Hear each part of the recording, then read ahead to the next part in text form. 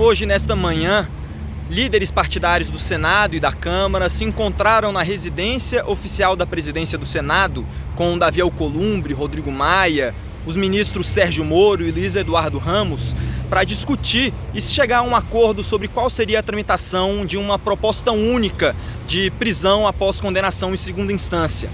O acordo que se chegou não alegrou a todos os parlamentares. Não houve consenso, mas houve uma maioria que entendeu que seria melhor priorizar a PEC que segue na Câmara dos Deputados sobre a proposta. Logo depois desse acordo, dessa reunião na residência oficial, nós conversamos com o Marcel Van Hatten e com os senadores Simone Tebet e Oriovisto Guimarães para entender um pouco melhor qual era o acordo e qual era o sentimento que ficou logo após essas negociações. Confira o depoimento de alguns deles. Eu quero dizer uma única frase, não vou fazer um discurso longo. Eu fui autor de uma PEC em fevereiro desse ano que instituía a prisão em segunda instância. Abri mão dessa PEC porque havia um acordo no plenário do Senado de que eu deveria abrir mão dessa PEC para se aprovar o projeto de lei que teve a colaboração do ministro Moro, da senadora Simone Tebet, havia um consenso. Agora, de repente, porque surgiu uma PEC na Câmara, não querem mais votar o projeto de lei no Senado. Minha gente, eu vou fazer aqui uma previsão, vou dar uma de bola de cristal. Se a população brasileira não se mobilizar, nunca mais haverá prisão em segunda instância no Brasil. A depender desse acordo de agora, a prisão em segunda instância está indo para as calendas. Não será instituída nunca mais no nosso país e isso aqui vai continuar sendo o paraíso da impunidade. Mas não deu acordo para essa decisão. Ela não é, portanto, uma decisão consensual, foi por maioria, mas maioria dos líderes. Nós estamos sentindo que há um movimento na Câmara de resposta à sociedade por essa pressão, por conta dessa pressão popular que está acontecendo. E o próprio Partido Novo está colhendo assinaturas para que na Câmara nós tentemos o mesmo que estava sendo feito no Senado, ou seja, que por meio de um projeto de lei haja alteração no CPP. Nós já temos perto de 150 assinaturas para que esse projeto de lei seja pautado em regime de urgência, urgentíssima na Câmara. Nós esperamos concluir essas coletas até amanhã, com o mínimo de 257 senhoras e senhores deputados, para que, da mesma forma como o Senado estava tentando fazer a aprovação de uma mudança do CPP, nós consigamos fazer pela Câmara. Uma série de assassinos, uma série de traficantes estão sendo soltos, outros virão a ser condenados e não poderão ser presos. Esperar que a tramitação de uma PEC resolva a questão é deixar a sociedade insegura. O convite que foi feito pelo presidente do Senado, Davi Alcolumbre, com todos os parlamentares, tanto do Senado como da Câmara, para discutir esse tema que é sensível. A minha posição é muito pública sobre isso há muito tempo.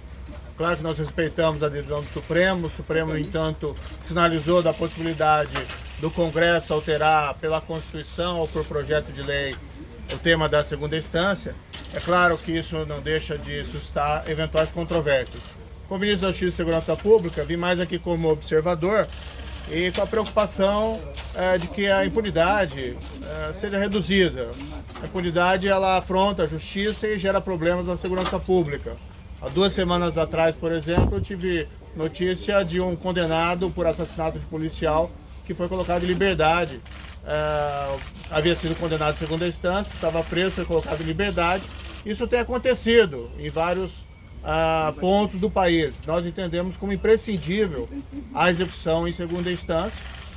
Viemos aqui observar, né, a reunião, respeitamos a decisão do Senado, a decisão do Congresso, o que for decidido, seja pela proposta de emenda constitucional, seja pelo projeto de lei.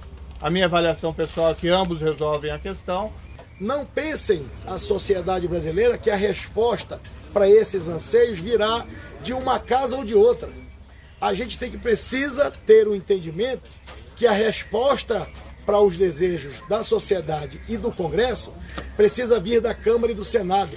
Nós não podemos caminhar no Senado Federal por uma linha, através de um projeto de lei, e a Câmara dos Deputados por uma emenda constitucional, que no final a gente pode acabar passando para a opinião pública que é uma estratégia de protelação. Ao contrário, quando a gente busca a conciliação, é uma estratégia de resolutividade desse impasse.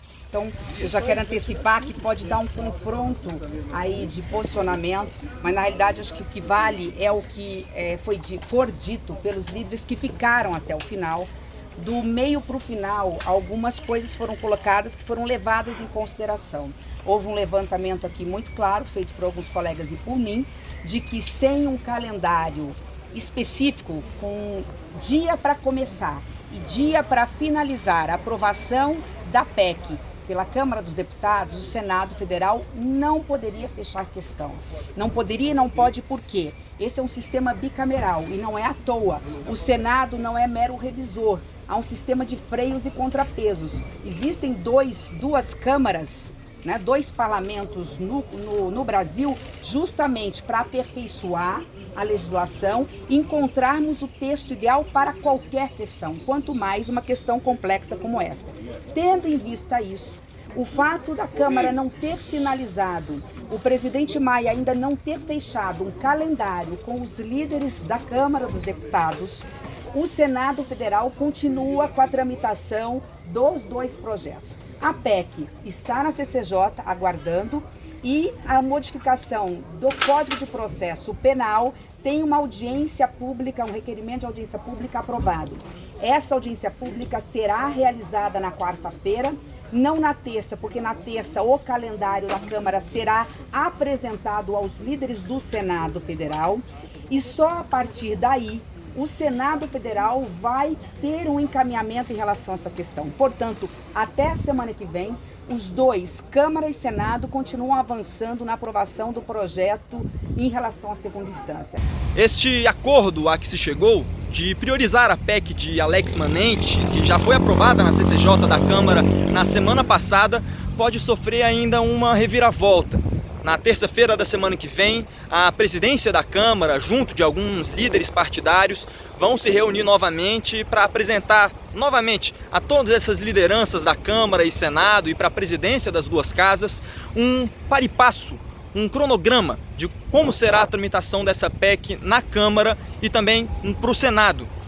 A expectativa, segundo Simone Tebet nos falou, é analisar como que será essa tramitação, qual que é a proposta da presidência da Câmara, para ver se haverá ainda uma definição se de fato será priorizada essa tramitação da PEC de Alex Manente na Câmara ou se, meio à revelia, depois de uma negociação que demorou mais de 4 horas, a Simone Tebet colocará novamente em pauta esse projeto de lei que ainda está na CCJ do Senado e que trata sobre o mesmo tema.